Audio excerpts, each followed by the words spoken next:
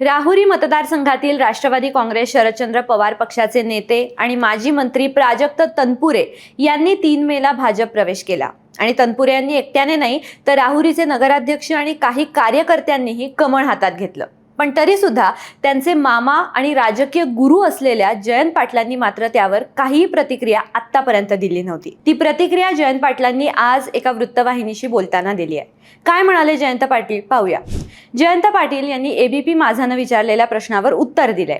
ते म्हणाले, प्राजक्त आणि माझं बोलणं झालं असतं तर त्यांचा पक्षप्रवेश टळला असता। माझं प्राजक्त यांच्याशी काहीही बोलणं झालेलं नाहीये। त्यांनी विचार करून पक्षप्रवेश केला असेल। त्यांचा जिल्हा वेगळा आहे, त्यांचा अधिकार आहे, ते आमदार मंत्री राहिलेले आहेत, त्यामुळे मी त्यांच्याविषयी काय बोलावं।